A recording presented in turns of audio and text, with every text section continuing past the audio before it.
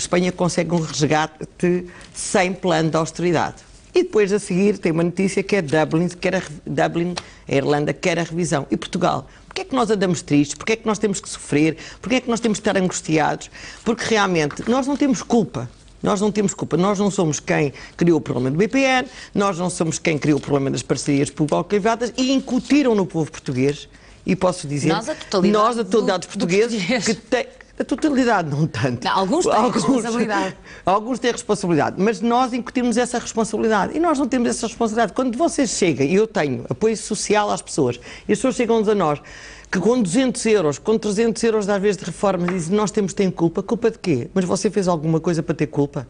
É isso que é preciso, não culpabilizar o povo desta situação, e é preciso que os governos tenham atenção e que o governo tenha atenção nestas questões sociais, das pessoas às vezes não terem o passo social para ir ao médico, não terem transporte para ir, não terem dinheiro para comer, não terem uma casa nem habitação, porque não têm acesso. E hoje em dia nós vemos pelos jovens, os jovens acabam os cursos e vão ganhar 500 euros. De que todos vivem de pensões, a mais alta de 448 euros, a mais baixa de 303. E que todos têm problemas de saúde, precisam de acompanhamento médico permanente.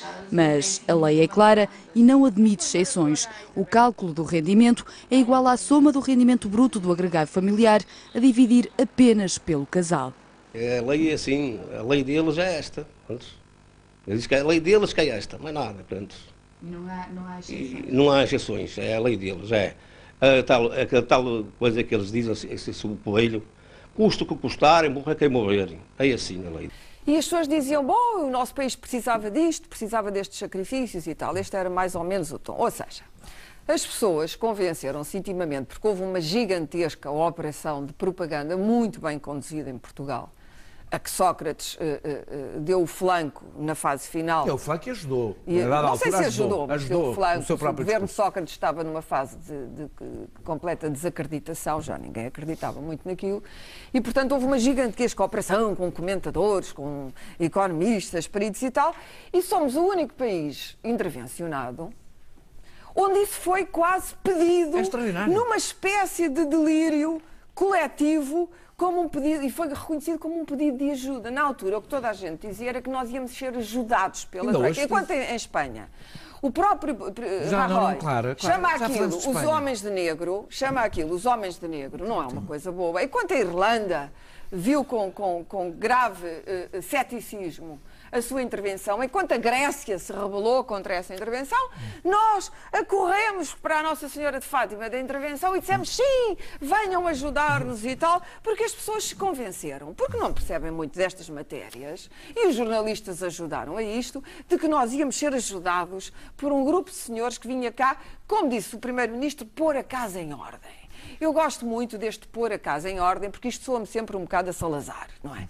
A casa em ordem, o ouro no banco, a manta, o fogareiro e a governanta, e tudo no sítio, uns em baixo, outros em cima, e Deus por cima disto tudo, Deus Nosso Senhor. E o desplante disto é que, no princípio, dizia-se, bom, havia quase uma espécie de paternalismo sobre o povo português, quer dizer, vocês precisam disto, vocês têm que se habituar a viver com menos, a culpa é toda vossa, viagens à volta do mundo, televisores, vocês gastaram demais, compraram casas que não deviam ter comprado, a culpa é toda vossa, agora finalmente vamos ter aqui uns senhores estrangeiros para nos ajudarem a arrumar a casa. Bom, este discurso agora já não cola, porque o povo agora já não está tão ceguinho como estava e começa a ver que isto está-lhe a sair do bolso e da pele.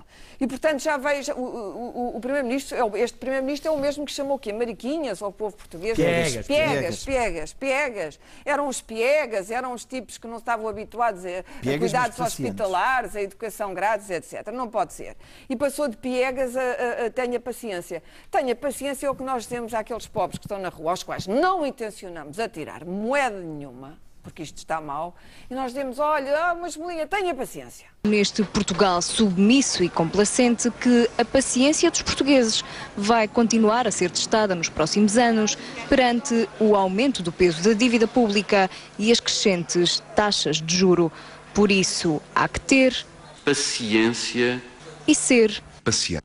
Nós podemos elogiar a resistência de um povo às privações quando esse povo resiste às privações por estar mobilizado para um qualquer objetivo.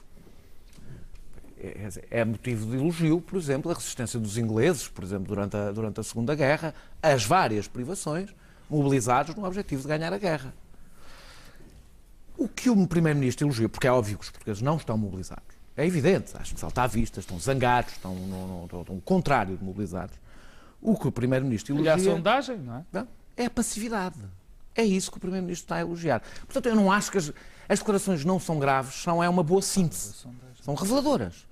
E são reveladoras de um Primeiro-Ministro que acha que a imagem de um país que aguenta tudo, que não protesta com nada, que não se zanga com nada, aquilo que disse aquele senhor da Troika, quando disse que os portugueses eram um povo bom, disse com um tom paternalista, bonzinho. As ovelhas. São bonzinhos, não criam problemas, são atinadinhos, pobres de espírito, mas pronto, vão lá seguindo o seu caminho e fazem o que lhe mandam.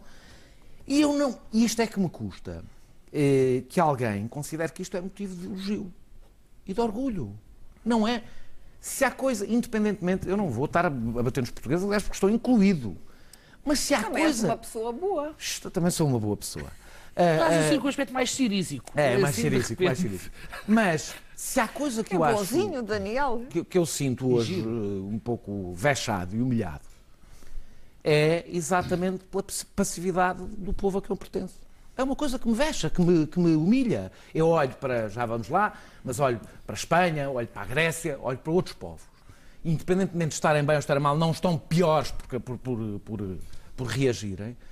O patriotismo não é estar de joelhos diante dos fundamentalistas, e torno a dizer, digo isto com toda a tranquilidade, não é estar de joelhos enquanto fundamentalistas diante de gente que nos impõe um conjunto de direções. Não há diálogo. Não poderá haver uma renegociação da dívida de um dia para o outro, sem pedagogia, sem cuidado, sem dizer de onde é que vem, paga e não, peço desculpa, e não bufas.